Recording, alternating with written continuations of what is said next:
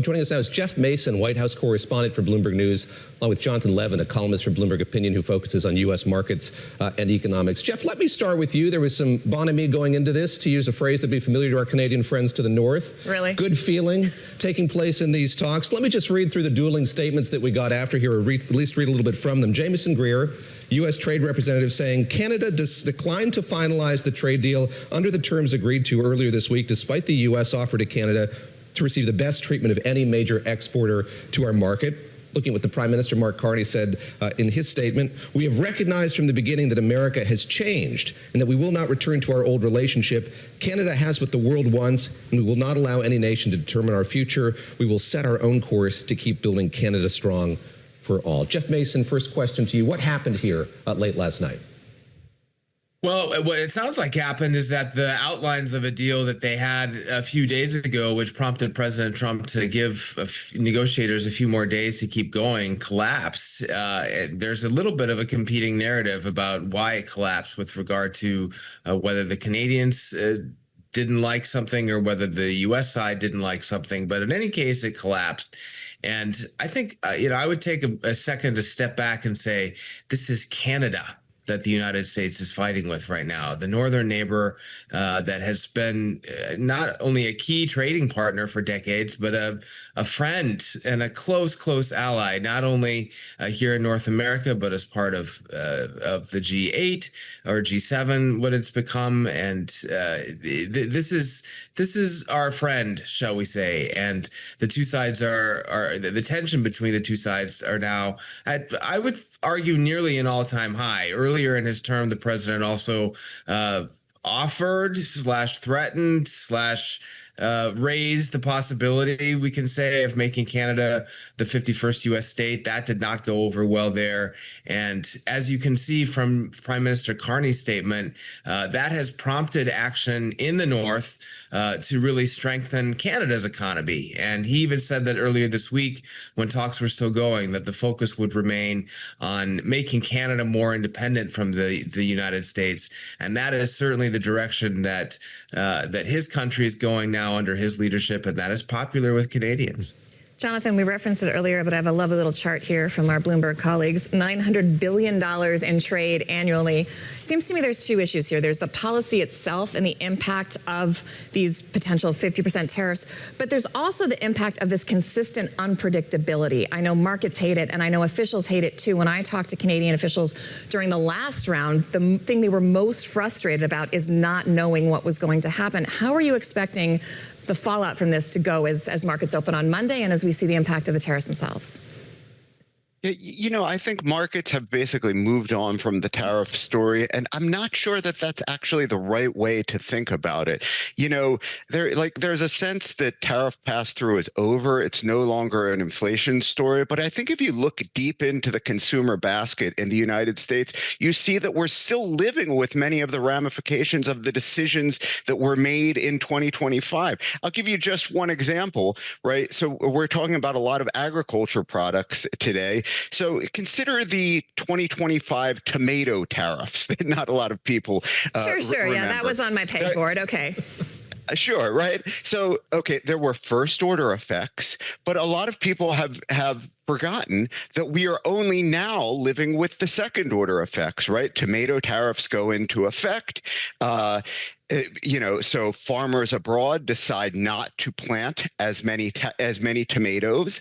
The domestic tomato industry suffers a freeze, and all of a sudden, voila, in the past few months, we're living with major produce section inflation in the United States of America. So when people think, well, these are just on again, off again decisions, the fact of the matter is there's a long lag in the decisions that are made today, and they could well be the inflation that we live with in 2027. Jonathan, inflation's been the story of the week. I guess kind of the broader fiscal house story combined with the inflation story. And we saw Treasury Secretary Scott Bessent's intervention in the bond market earlier this week. And the president was asked about that last night as he made his way to Myrtle Beach, South Carolina, to stump for Darlene Graham, who's running for Senate there. Let's take a listen to what he had to say about that intervention. Did you direct Secretary Bessent to intervene in the bond market? Was No, that your idea? not at all. Now, he's a very capable man. He wanted to do it. He's very good at it. He has a good touch, very good natural touch for the bonds and interest, and he did that, yeah. The yields have come back up since then. Have you talked to him about another type of intervention? Is that something he will be doing? We have many types of intervention. That's one. The ultimate intervention is our military, and if we have to use that, we will. The ultimate intervention is our military in the context here of bond market intervention. Jonathan, I'll ask you what you think the president meant by that, as I also note here his comments about the Treasury Secretary having a very good natural touch for the bonds and interest. The Treasury Secretary floating that there's more in his toolkit yet. What did you make of the president's remarks, and what do you expect the Treasury Secretary to announce here in the days to come? Well, so this is Treasury Secretary Scott Bessent doing his best impression of King Canute. King Canute, of course, was the medieval king who marched down to the shore and commanded the tide to stop. And guess what? Just like King Canute, Treasury Secretary Bessent is not going to move the needle with, maybe $32 billion a quarter of interventions in a $30 trillion plus bond market. It seems to me to be a nakedly political attempt to look like he's doing something less than 3 months before the midterm elections. But as I say, I do not see this really moving the needle. This is an administration that time and time again has turned to gimmickry because it seems panicked about what is going on in the long end of the bond curve. We saw them change bank capital requirements. We saw them come out with the Genius Act, which had a real Treasury market angle to it. We saw them join Japan in the yen intervention. And I think all of these things were basically backdoor efforts to address the situation in the long end of the yield curve, or at least prevent it from getting worse. And guess what? Each and every one of them maybe bought you an afternoon. Jonathan, tomato tariffs and King Canute references, yes. You're fitting right Welcome in to here the on the weekends. Lovely to have you. Jeff Mason, the bar is now very high.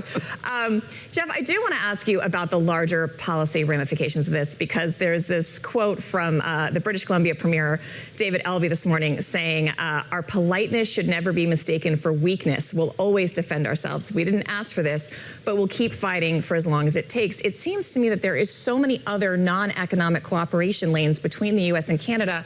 I think about NORAD, I think about Space Force, I think about the Air Force.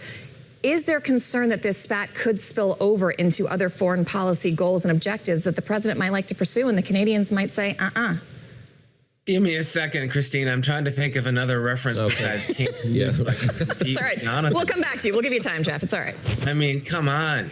But no, I think your question is spot on. And I think I would respond to it with another question, which is, as we get through kind of the midpoint of nearly the midpoint of President Trump's second term, one of the broader questions that I think observers will be asking is how much of what he has upended can be turned around, how much of it can be put back in the bottle, as it were. Some things that are concrete, for example, the East Wing, which President Trump tore down in order to build his ballroom, that's never coming back.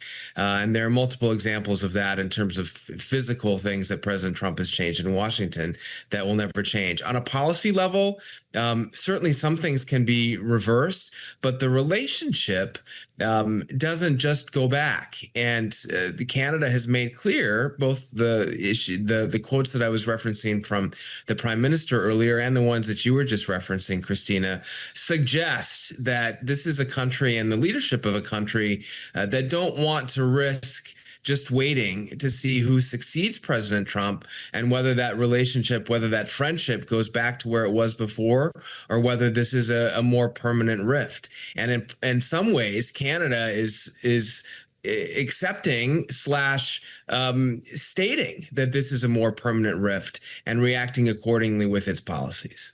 Jonathan, on the toolkits that the Treasury Secretary has at his disposal, he floated that he has another one that comes to dealing with Iran. And I'm going to read a tweet that he fired off this week, quote tweeting what the president said about an economic D-Day coming for Iran. The Treasury Secretary is saying, any remaining tie to Tehran will hasten a nation's economic oblivion, whether that tie be purposefully constructed or willfully ignored. So we're waiting for details on subsequent interventions from the Treasury Secretary when it comes to the bond market, the U.S. bond market. Also waiting for new detail here on the way that the administration plans to tighten the screws on Iran further. He's floated a press conference on Monday. How do you think about this, the ramifications of additional sanctions presumably on Iran, how that would ripple through the global economy, and indeed sort of what that would mean if the administration took a new tack here toward China, which seems like the only viable path they could use here to really tighten those screws? Yeah, well, what I know domestically is that this administration's top priority, or at least what I think the administration's top priority should be, is affordability here. And again, we see that we see them time and again trying to address this through these backdoor policies, these little interventions and things. What the administration should be concerned with are the levers that it can pull on. You know, objectively, all of these geopolitical entanglements together with tariffs are adding a modicum of upward pressure to inflation. It is true that there was some unnecessary hand-wringing about how bad the inflation could get after the tariffs, and initially when we saw the Iran conflict begin. There was some hyperbolic language, and people say, well, none of that came true. But what we have to do here is we have to think about the counterfactual. If we weren't in Iran right now, and if we hadn't done tariffs, we would probably be looking at inflation in the United States of America in the low twos. We would probably be looking at long-end bond yields that would be substantially lower. So if the administration really wants to address these issues, that's a great place to start. Jeff, there's, the national debt surpassed $40 trillion this week. And as we talk constantly about Republicans trying to show that they're doing enough to bring down prices ahead of the midterms, I want to play you some sound on that very issue. National debt, as you know, it's surpassed $40 trillion. Have you been discussing what to do about that? Well, I have, and it's been a problem for 35 years. And what we have now that we've never had before, we had a pretty good piece of it in my first term, as you know, is we have tremendous growth. And the way you take care of debt is with growth. And we have tremendous growth. We've never had growth like we have right now. The growth will take care of that very easily. Will the growth take care of it? And will the growth take care of it in time for voters who go to the polls in November? Well, it's certainly not by November, but that has been President Trump's argument for some time, and it's kind of a classic example of a disagreement between Democrats and Republicans on debt and how to deal with it. The tax cuts, Democrats would argue that President Trump ushered in during this term and also during his first term have contributed to that in a way that they think or that they would argue is unsustainable. And he, of course, has argued in that clip and elsewhere that the tax cuts are generative to the economy, and that's one reason why his policies have focused on that. But I would stand back again and look both at that answer and to loop in the conversation we were having about Secretary Bessent, which is that both men, and that means writ large this administration, are looking at ways to try to undo or try to offset the economic impacts of their policies and of President Trump's policies because of the political risks that it's creating going into November.